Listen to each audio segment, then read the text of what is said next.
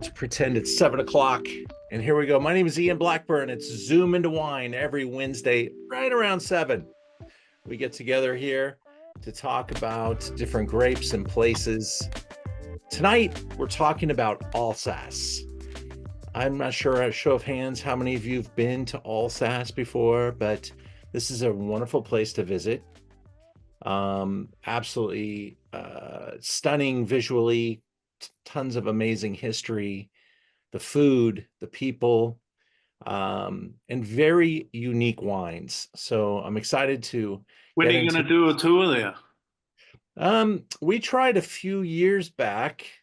That one was unsuccessful. Not everything we try works, but we'll be doing it again for sure.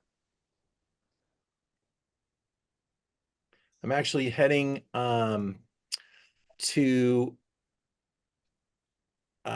Champagne next month before I head over to before I head over to meet our group in Barolo, and we're going to do some digging around in Champagne to see if that's a good place to take a group in the next year or so or two, and maybe Alsace at that time as an extension or something.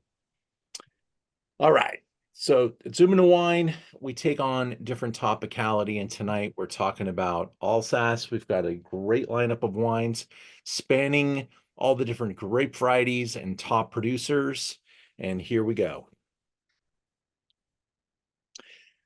If you look up here at the very top of my page, you can see the map of France and where Alsace sits. It's right on the border with Germany and was really kind of the front lines. I mean, every single dispute with Germany started in Alsace. They do not consider them themselves French or German. They are Alsatian.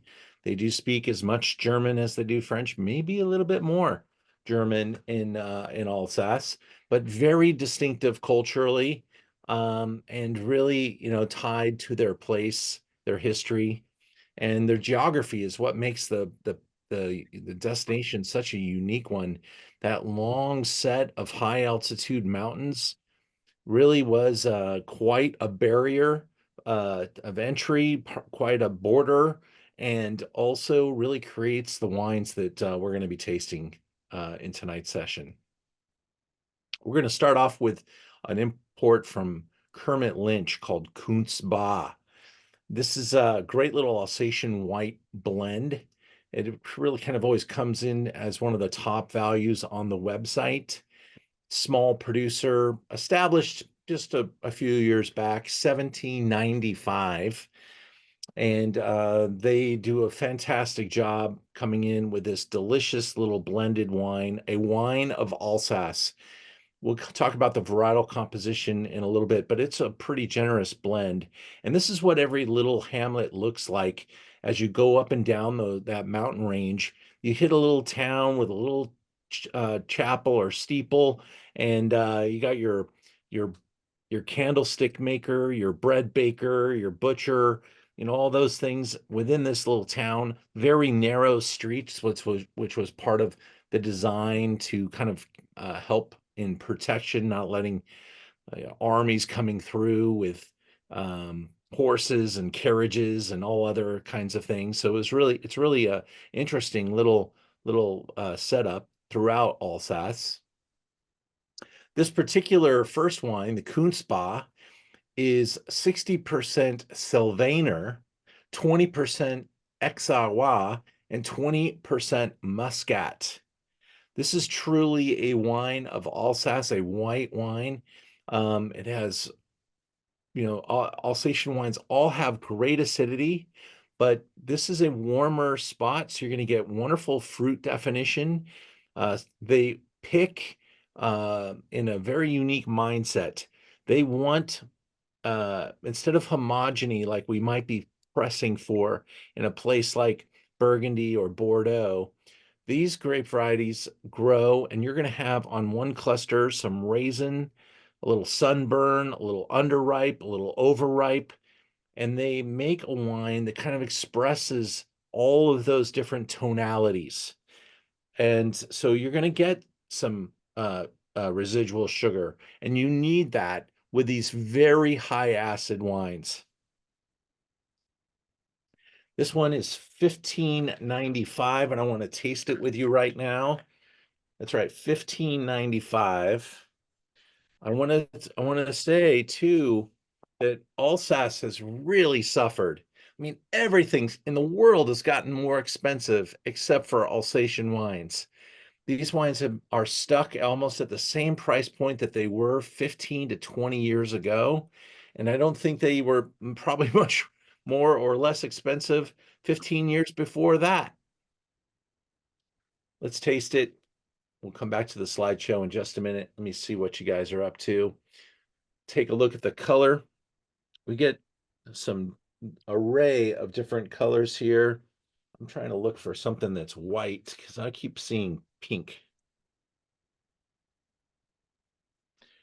But I've got definitely some golden tones. You know, when you're swirling a wine that has a little bit of residual sugar in it, you're going to get some of that viscosity. The nose is like cling peaches, and there's so much minerality in Alsatian wines. With all of that fruitiness, the very next thing you're going to smell is all that stone from those very steep mountains.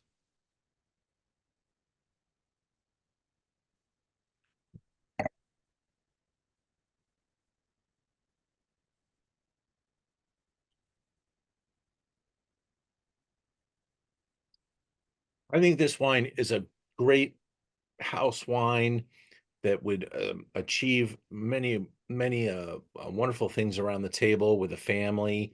Maybe you've got some serious wine people, maybe you've got some entry level wine people. The the sweetness will connect.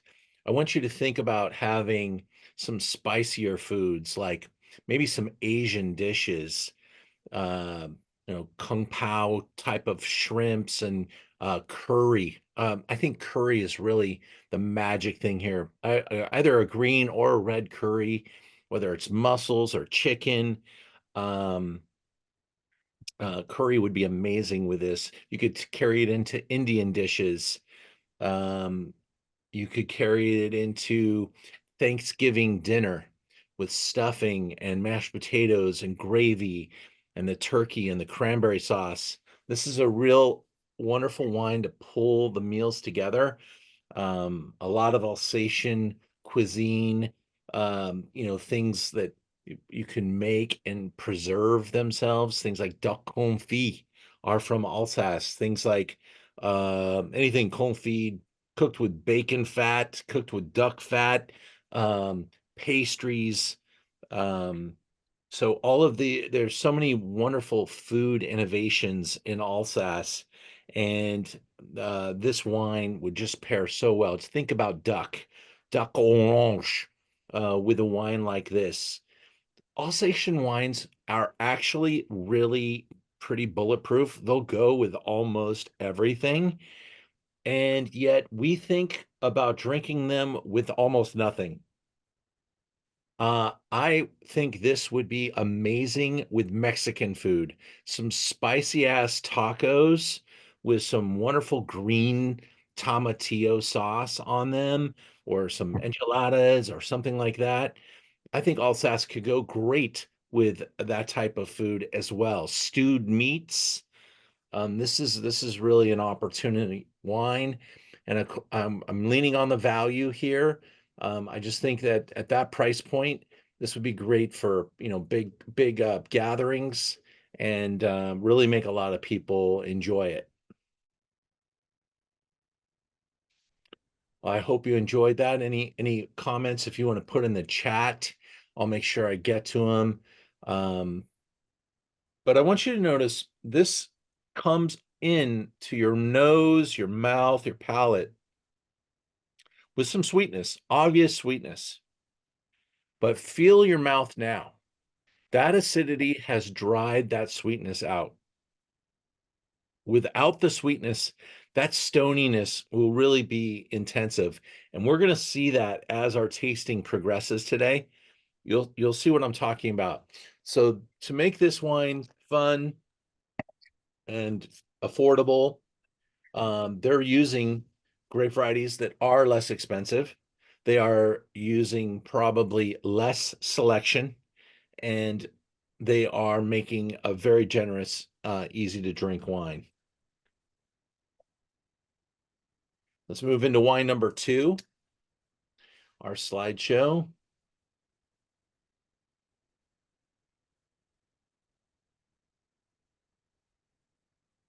I think I have it open twice. There we go. Wine number 2 tonight.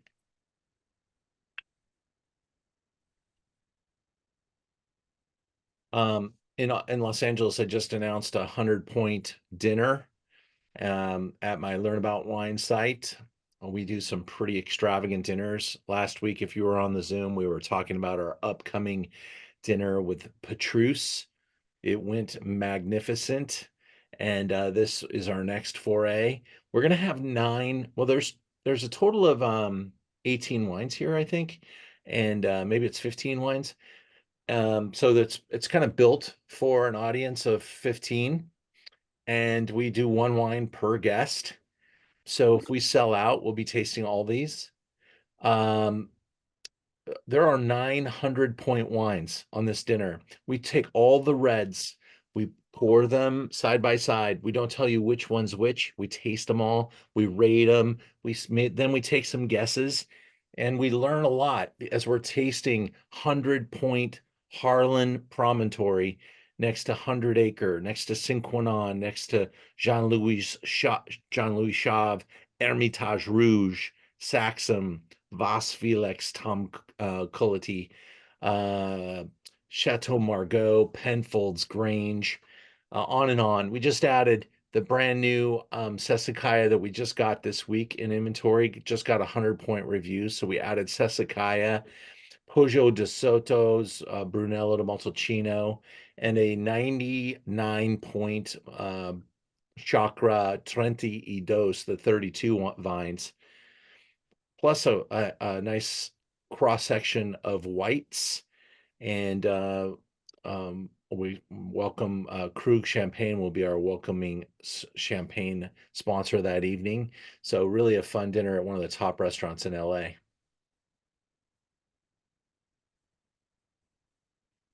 Our next Zoom will be when I get back from Argentina that first week in November.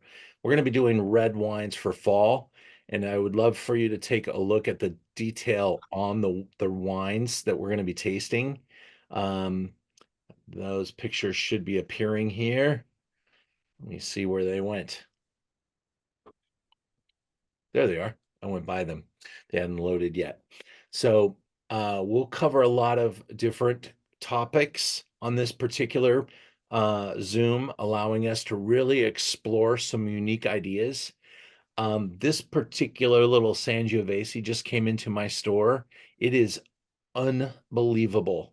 One of my top values, one of my favorite wines to recommend. I've just taken a large position on it. We'll taste some fantastic Merlot from the Napa Valley and really focus in on that price point. We got this dynamic wine from Portugal. Philippa Pato is Baga. Just got written up in the New York Times. Really an important wine and biodynamically done. Really cool. Alfaro, a top estate on Pinot. We'll have some great Beaujolais and a great Côte de Rhône for discussion. So really comparing some very different things. Hey, is the Sangiovese 100% or is it a blend? That is 100% Sangiovese. It is grown in the Chianti zone, but they're not following the Chianti laws with timing, etc. And they're really making it like a wonderful wine of the world. It's that producer is 100% natural in fermentations, and that wine is really dynamic. And I think you just do a little investigation on that producer. It's really an up and comer, and I think you'll love that. And that wine will probably make in a couple of appearances over the next year because I love it so much, and we're hoping to become a very big customer. Wine number two, we're finally getting to a Domaine Weinbach. This is a really important producer. In fact, tonight's Zoom, we're covering some really important producers in Alsace, and there aren't all that many of them anymore. This category has really consolidated, and some of the producers are quite significant in their scope and scale. Weinbach is an amazing estate with a great history. This is the Clos de Capucins, and maybe I do or don't have other Weinbachs on the website right now, but this is one this is a brand I would buy blind with and know that I'm going to be buying something that's one of the best in the zone. This is their Pinot Gris, and it's one of our best sellers. Um, this is imported by Vineyard Brands. They do a great job. This estate is so spectacular. They have a real family situation with generations living at the property, established in 1612. Um, so they really have an incredible spot. It's also the wine that we're tasting right now is a monopole. That means one vineyard site and one vineyard name, Clos de Capuchin, is owned by one family, and they make it all.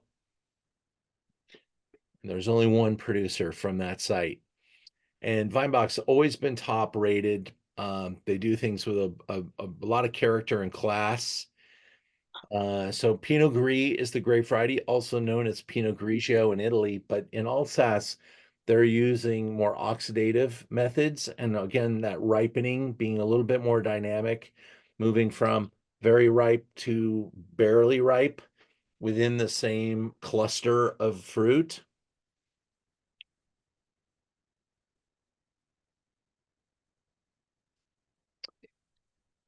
Lisa, we'll talk about your comment a little bit later. I liked it, just saw it. Notice on the nose here, it's a little more singular. Doesn't have the sweetness as of wine one. It's this is a mono varietal Pinot Gris.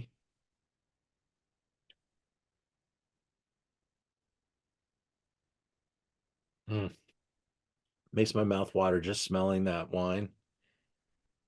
You can almost I think my mouth waters sometimes too as a like a protective way to get my mouth ready for some pretty angular, stony minerality. Lots of Asian pear.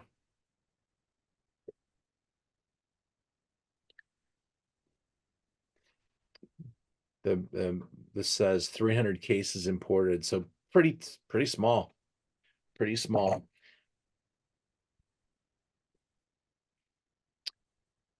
Large wood. This is what you're going to see in all the cellars. First of all, they do things in a very classic way.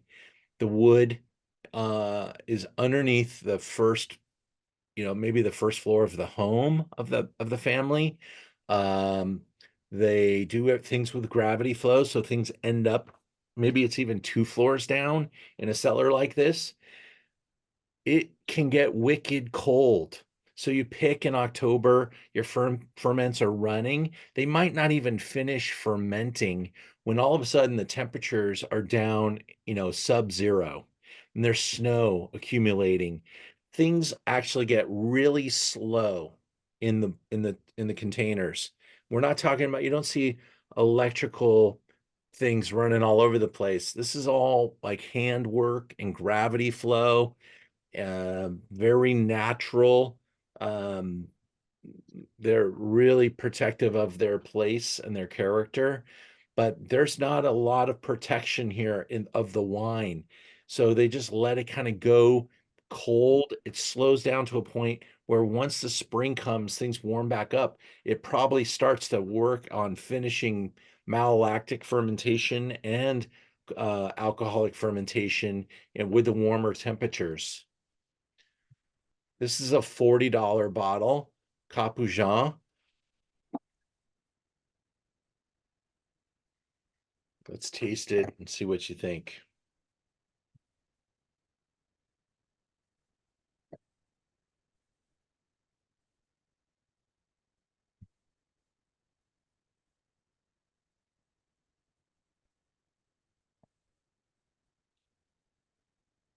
Mm. So remember the sweetness in the first one, because this one doesn't have it. And for some, that sweetness in the first one might be a little too much to relax around. I don't, I personally love that sweetness, and I use it in the right way with the right foods, that spice, stuff like that. Here, a little more serious, a little bit more refined, a little bit more focused on detail, lower residual sugar, great minerality, wonderful balance. This is exactly like a definitive Pinot Gris from Alsace, and at the very, from a very good producer for $40. What kind of that's the pedigree is unbelievable. And for a $40 bottle of wine, it is, but it gets the business up around $40 gets pretty thin, and we're going to be going up in price point here. So we're really pushing it into, a pretty teeny category, luxury Alsatian wines. But I hope you guys enjoy that. Great food opportunities. Again, that Thanksgiving dinner right there is just, it's coming around the corner. This is the perfect wine to have with Thanksgiving. Um, and we might say that 6 different times tonight.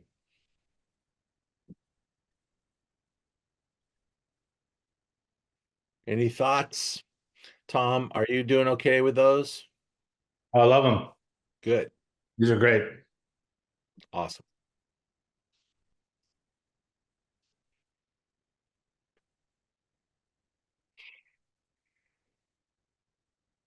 Moving into wine number 3. So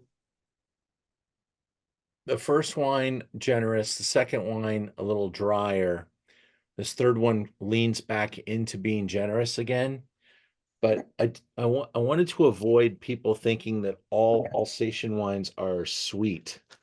Because that one right there does have some sweetness, but that really finishes bold Oh, and dry. And now we're changing gears. Like, this is when you just got home from work.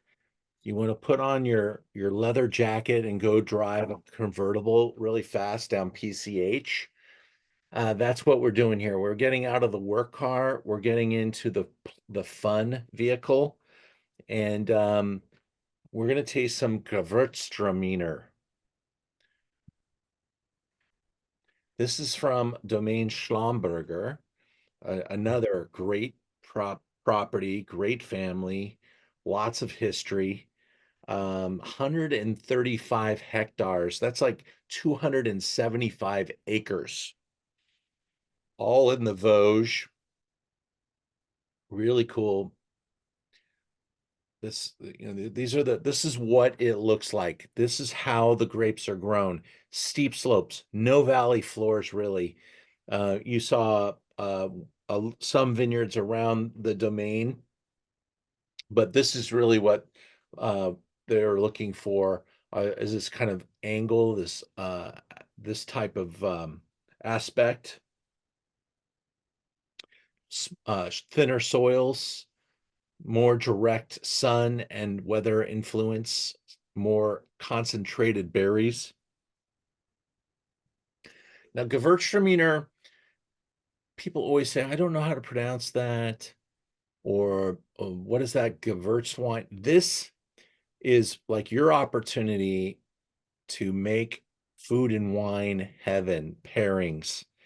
There's so many amazing things that you can do with Gewürztraminer. And again, leaning into those Asian dishes, you know how they like to use ginger and garlic.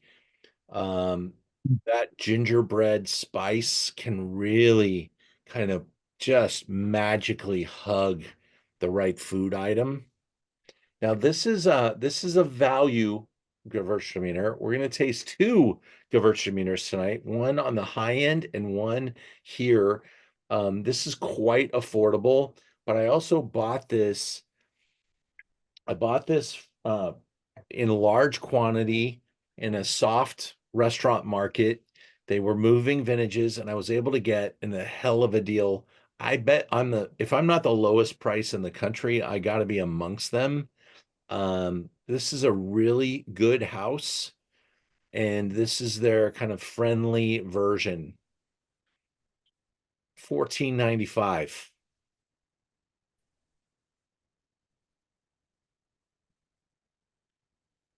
Gewurztraminer means like spice garden, and you can Cruise smell all those spices. sold out. What's that? Is it sold out, you said? Oh, I hope not. I got 44 in stock. Ian, you had a Grand Cru, and Oh, yes. I bought, I think, all of it that you had, and I still have one bottle, and it's outstanding. Awesome. That was the Grand Cru from Schlumberger, and that was the 15 vintage. And that I bought everything they had in stock during the pandemic because it was like, we were having a hard time getting imports in, and I was selling that wine really well in the pandemic, and the price was magic. Like that people were freaking out. And so I was able to buy, I think I'm not gonna lie, I think I sold 20 cases of Gewürztraminer in like 3 months. Almost every order that came in included a bottle of not necessarily this one, but the Grand Cru, because the price was so crazy. I think it was about $35 a bottle for a Grand Cru Gewürztraminer, and people couldn't believe that I was, is that priced wrong? But I'm surprised more people aren't jumping on this one because they use some of that same fruit in making this wine. It's a different quality level though, and quite generous and pretty easy to like. I haven't tasted it yet with you yet, so let's do that real quick.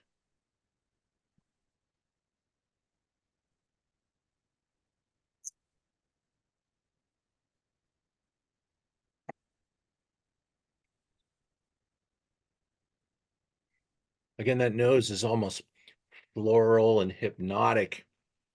You put that in your mouth and it's quite, you know, wet and covers your entire palate and then dries up, gone. That's what the acidity is doing there. I gotta say, that's pretty fun.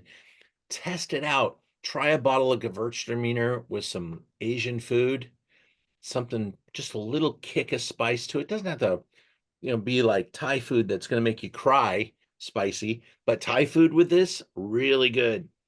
Well, even just like standard uh Thai, whether you're going to have what's the most famous Thai dish? Either a curry or pad thai. Pad Thai. Exactly.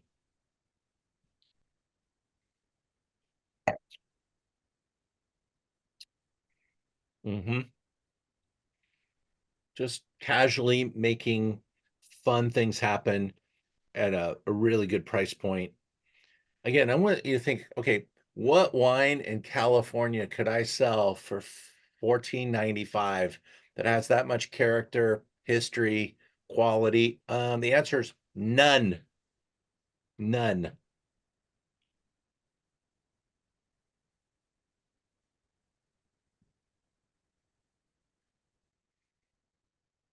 Yeah, these guys are just great. All the wineries almost battle it out, like who was first. We're gonna go now into Boxler, going from Gewürztraminer to Muscat. There are many different grape varieties in Alsace, and they can even make some sparkling wines, Cremant d'Alsace, using Pinot Noir. There are some red Pinot Noirs in Alsace as well. Um, there are, and I believe that's the only red grape variety. Everything else is white. And we're tasting tonight well, and trying to name off as many of the grape varieties as we could. We already had the Auxerrois. We've already had some in that same wine. We had some Muscat in there, and we also had the Pinot Gris, and now Muscat on its own. But this is like savant level stuff. Am I showing you my Zoom right? My screen? Let me make sure I am. This is one of the smaller, higher tier, more revered producers in Alsace, Albert Boxler. And if you go into the restaurants in Alsace, they'll have pages of, going back. Would you like a 20-year-old Alsatian wine, a 30-year-old Alsatian wine, a 50, 100-year-old Alsatian wines? These wines age really very, very well. And so you could buy these wines now and not be in a hurry when to drink them. Just have them at hand and think about them at some point, because that's what happens with these wines is they've gotten forgotten. This brand, 1673. So many generations have gone through, and look at that amphitheater hillside there. Really a cool exposition. These guys are very organic, very protective of their place. You'll find the Boxler wines in the top restaurants of the world. Ordered a bottle. I think almost every time I've been very fortunate. I used to work for Thomas Keller.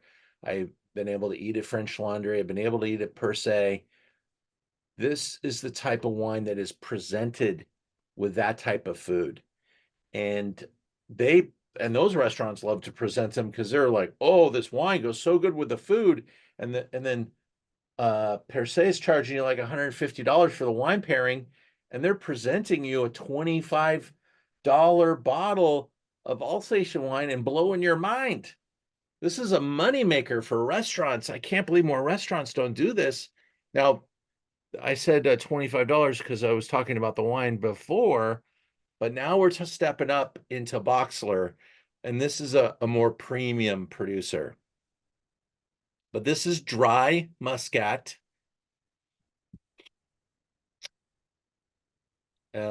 Often Muscat thought, oh, look at that, all the way up to $42 for the top of the food chain.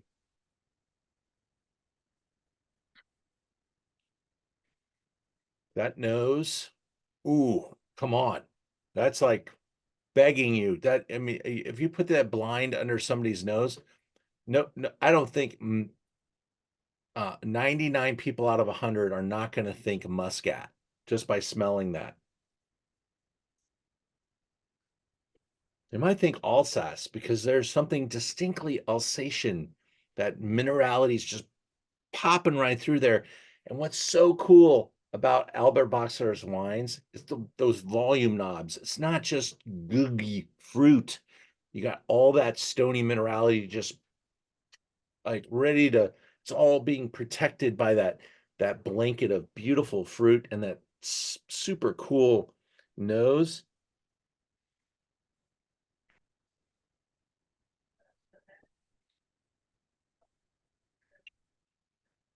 Oh man, that is so tasty. And that is so not sweet. You might be looking for a little sweetness when you order a Muscat. But this is so cool, so good with food. Oh my God. This would be so delicious. Quiche Lorraine and a bottle of this. Sunday brunch, little green salad on the side. Bam. Croquette. What did you say there, Tom? How do you pronounce that? Well, somebody was asking what they eat in Alsace, and I was just suggesting choucroute. Choucroute. This is sauerkraut and sausage and Sure, potatoes. absolutely. Yeah, Yeah, I mean that again, like duck confit.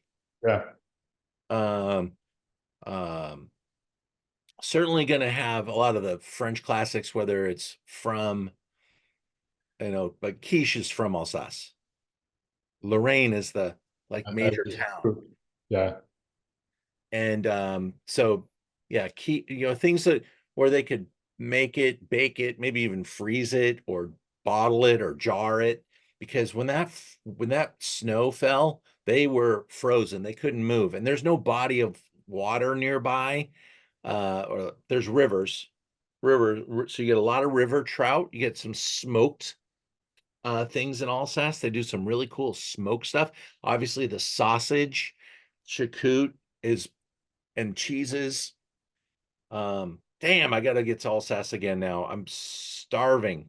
Yeah, hey, and that's possibly the most surprising. Maybe though you've got more surprises for us, but that was I would not have expected a Muscat to have that nose, number one, and nor have the follow through with the dryness. That's just amazing, actually.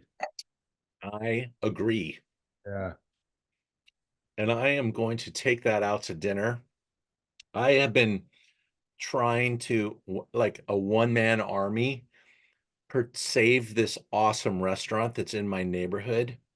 It's called Yes, Yess. It's a Japanese restaurant. The chef has worked in Michelin star restaurants in London, Japan, France. He moved here to open the restaurant right in 2020. That Oh, wasn't going to happen. So guess what he did? He took all of his ideas and put them on a food truck during the pandemic and survived. And now the restaurant opened, and then his major investor is now like trapped in Japan and can't get out because I guess we make it pretty tough on the Japanese to get in to America to work. And I'm not sure what's going on there. I was surprised to hear all this. Um, and maybe there's some backstory they didn't tell me, but um, this restaurant, this chef is so good. It's so beautiful and it's so chill. It's such a wonderful place to convive with friends. The art, the energy, it's a hip restaurant, and that Muscat and that seafood influenced food, because it's not your tempura and sushi restaurant. It's Japanese cuisine, and he changes the menu every week. One fish per week. He works with the fishermen. They do this special um ideas behind killing the fish so that it doesn't get all stressed out and excrete all this negative energy into the flesh and the meat and stuff like that. So there's a way to calmly kill the fish. It's not as spa-like as I'm making it sound. It's pretty damn. But they figured out a way to keep the fish from uh, basically taking all of its meat and really extracting a lot of the stress and the chemicals that make fish not so delicious. And so the fishermen are being paid extra by him to do it, and he's teaching them and saying, if you do this, you'll be able to sell your fish for more, and it's working. Um, and his food is sublime. And just to encourage everybody, if you're in and around LA, to go check out YESS. It's only open Wednesday through Sunday. If I'm in town, I'll meet you there and we'll share some. That Muscat would be amazing. Or let's try this Gewurztraminer. This is a single Grand Cru, same producer. But now we're talking about Grand Cru site, and it's the Gewurztraminer again. And damn it, if we, haven't talked about Gewurztraminer and people have ideas of what Gewurztraminer is supposed to be like, let's try this Grand Cru. This is a high scoring special wine from a top producer. Again, that nose, so cool the way the Boxler brand really coaxes the energy of this wine together with some fantastic winemaking. And I'm telling you, everything they make at Boxler is probably better than anybody else's. Hmm. They just are one of the producers you want to follow. You will pay a little bit more for their wines, but you get what you pay for. Super extreme sites, very steep. By the way, their vineyards are so steep. Look at the way that vineyard had to be oriented because of there's just no other way to do it unless you're going to trellis it. And in California, that vineyard would be too steep. We wouldn't be allowed to have a vineyard that steep.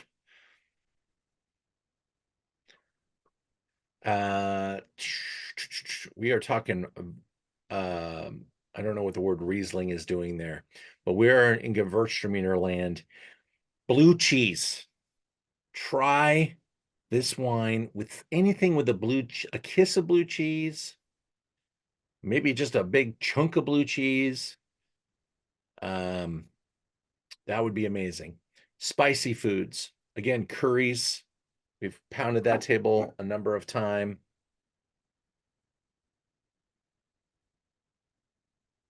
Lemon peels, crushed stones, lychee. Big one. Bing, bing, bing. When you smell lychee nuts in your wine, you're probably smelling Gewurztraminer. But the lychee is not so like, it's not so like sweet, sick. You know what I'm talking about? Candied stuff. This is like floral and beautiful and spicy. Kumquat, bitter oranges. Yes. Granite. You can smell the granite. That's that crazy stone thing in the back that you get there popping through. We're all the way up to $83. And again, this is like top producer, top layer stuff. Hard to beat. Worth it to a Gewürz lover. Awesome. I know you're a Gewürz lover. Is that one making you happy? It's making both of us happy. You can't see, but my wife's here also, and this is her first ever wine tasting like this. So, Well, I've been doing this for 4 years and I've never been late before. I'm sorry that tonight I was late.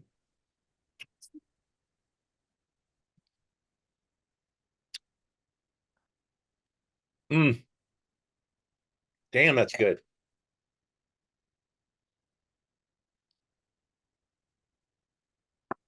That has so many layers and so much complexity. And that sweetness is there, but it's not so heavy. And your tongue is just vibrating with that stuff. It's just really, really beautiful. Okay, now for those of you that maybe you've said, oh, that one's too sweet, or this one's too much, or that type of stuff. This is leaving all that behind because Pierre Sparr really is making dry wines. And their Grand Cru is all about minerality. Some of you are going to love this, and some of you are maybe not. This is our Riesling tonight from Schoenenbourg, another Grand Cru site, Wow. 2017, 100% a great state grown.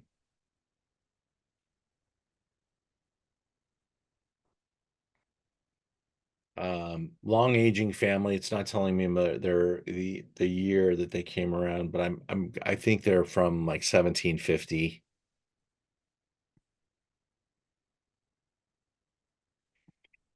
It's so beautiful there. These pictures do give you a hint, but they actually don't give you any justice to how extremely beautiful Alsace is. It's vast as well. Here's the Riesling. Lemon zest, pear, lime blossom, flint. Full minerality appears on the palate, framed by fresh citrus and a dynamic racy body.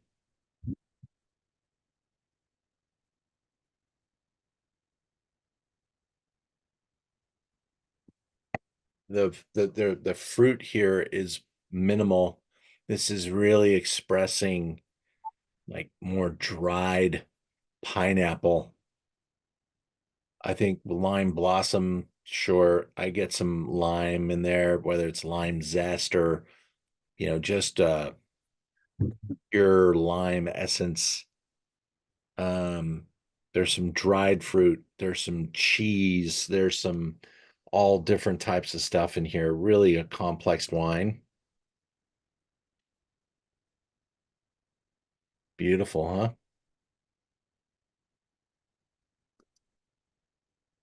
We're at 62.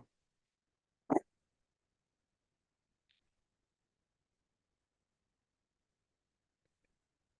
think we sold one of these today. So there might only be one or two left.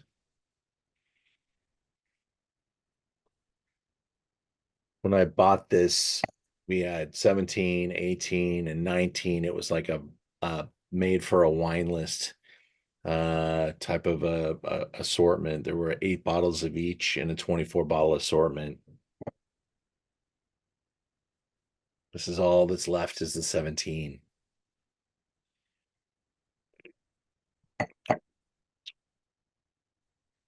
A very different story to tell.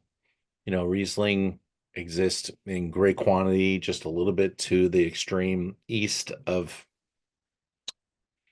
Alsace, but the Alsatian style is so pretty and so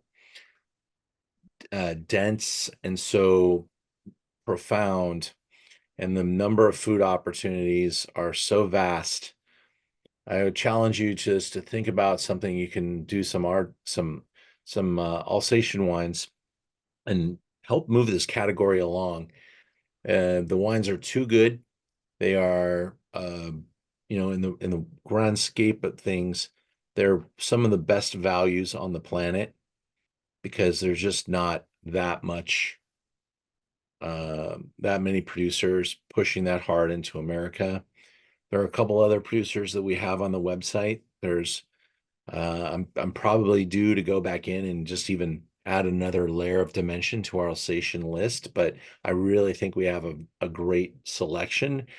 But I always love to have more of these wines because I think the number of things that you can do with these wines is just so many and so much fun. So with that, I hope you guys enjoyed the tasting tonight. Use your discount code. It works on any wine on the website, and we are shipping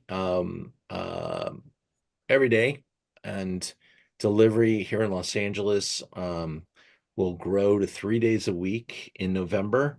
So right now we're Tuesdays and Fridays, but we're going to go Tuesdays, Wednesdays, and Fridays in November. And we are in the middle of our drive for Zoom into Wine membership. So if you have ideas of joining us, might as well join us now, because the benefit starts now and it goes all the way until the end of next year. So just go to zoomintowine.com. Ian, this wine reminds me of altar wine. I don't know why. It just does. I mean, it's everything you said, complexed and all of that, but it just reminds me of altar wine. Tell me what Alta Wine is. Is that a producer?